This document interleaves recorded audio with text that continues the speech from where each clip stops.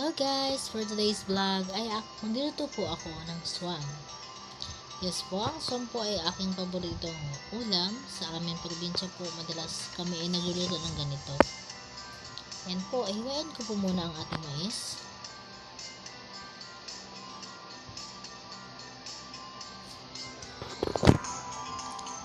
Bumili po ako ng 1 kilong mais kanina doon sa may naglalako. Ang plano ko po talaga sana ay ilalaga ko lang sana yung mais. So, dahil wala kaming ulam ngayong gabi, ay napag-isipan kong gawing swam na lang po ang mais.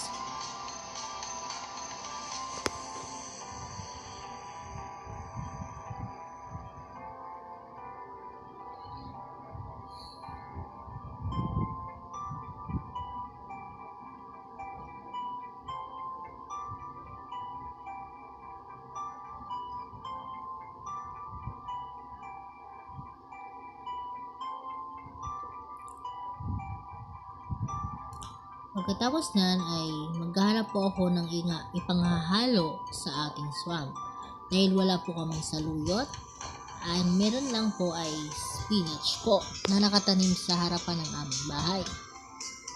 Nabili ko po ang buto ng spinach na to sa Pure Gold Santa Maria last December po. Nakailang beses na rin po ang pag-harvest ko sa spinach ko.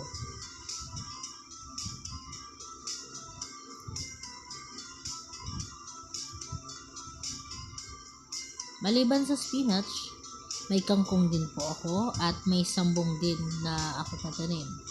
Na mabisa din daw po ito sa mga binat-binat. Sabi ng matatatanda. Kaya pag may trangkaso po ako, umiinom lang po ako ng sambong.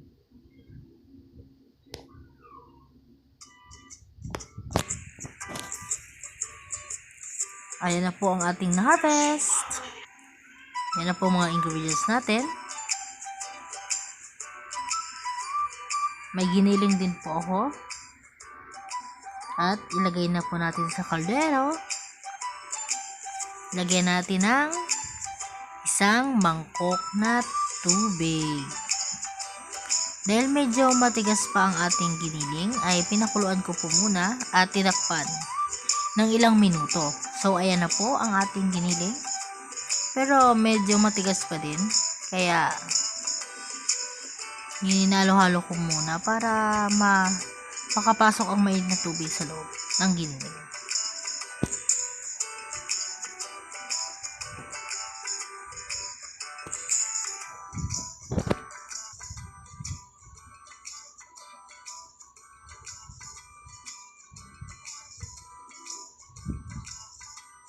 Wala na po yung tubig. Ayan na po ang giniling natin. So, ready na po siya para igisa.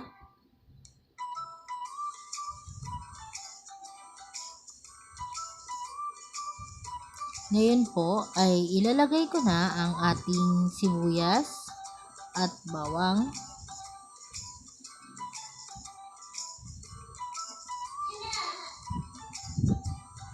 Haluin nating mabuti.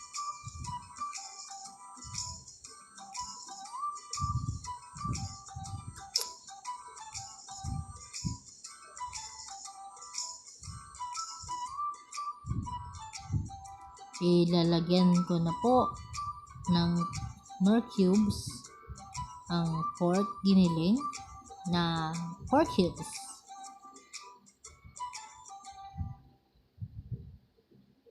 Haluin ng mabuti.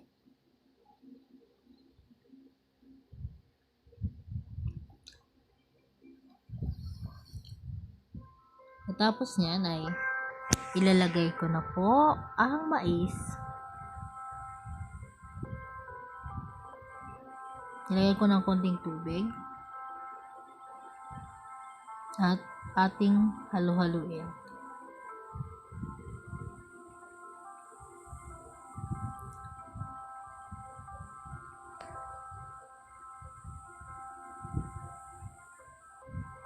After 5 minutes, takpan natin muna. After 5 minutes, ay ano po ang ating mais. Medyo dumikit-dikit na po. Kaya lalagyan na po natin siya ng tubig.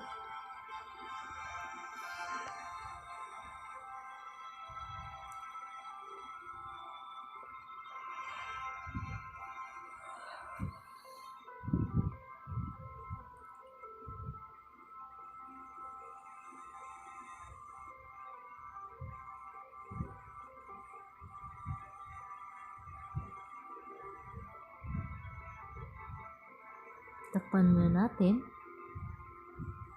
At yan na po. Medyo kumulo na ang ating mais. Nilagay ko na rin po ang spinach.